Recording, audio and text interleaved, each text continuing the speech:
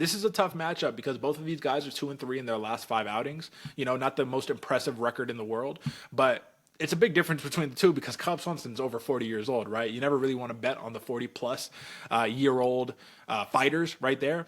But Billy Quarantillo, man, this is a guy that I rooted for, a Contender Series product that just hasn't been able to get it done against the bigger names. For an example, Shane Burgos, Edson Barbosa, Yusuf Zalal. He got finished by Zalal and Barbosa, lost a decision to Shane Burgos. And Burgos, I mean, he's not even in the UFC anymore. The man moved to PFL and has had somewhat of a lackluster career in the PFL thus far. So it just goes to show that Billy Q, known for his pace and his tenacity, I mean, something needs to give right here. He's made a lot of different talking points, right, about having distractions and all that stuff. But Cub Swanson, who's coming off of that loss against Andre Fili, that was a close fight.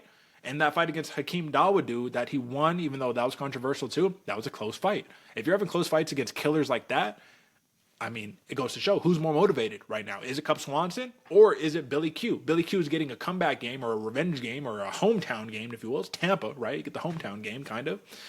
But for Cub Swanson, this is the part that I will say is troubling. I'm backing Cub Swanson because I just think that he's going to be a crispier striker. This is going to be more of a precision versus a pace type situation. Billy Q, big windups, big shots, look to enter the clinch, all that stuff.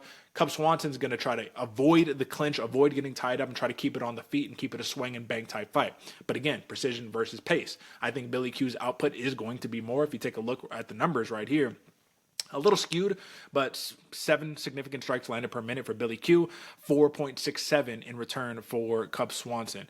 The big things that I took from like the big notes, right, is that Billy Q has been finished in less than 2 rounds in back-to-back fights. Like that's telling, right? I'm not saying Cub Swanson's coming out here and he's going to finish him, but that's telling.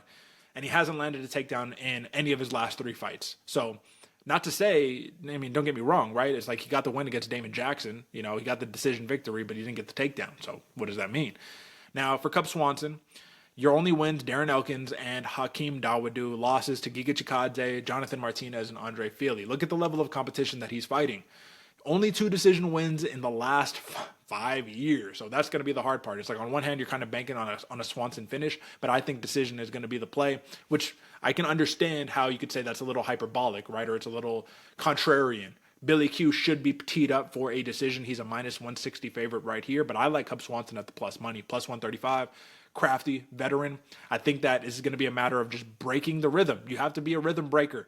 If Billy Q gets into his bag and he does his grind you up against the cage, clinch, work for the takedown, it's going to be a long night, and I expect Billy Q to get a dub. But if Cub Swanson can break his rhythm, I think that's going to be the value play all day long. So that is the play right there for Cub Swanson. And, yeah, plus money. You can't be mad at that. At a 41-year-old, we don't bet on them very often, but it's UFC Tampa, and we're closing out 2024, so we got to do it, people. What are we talking about?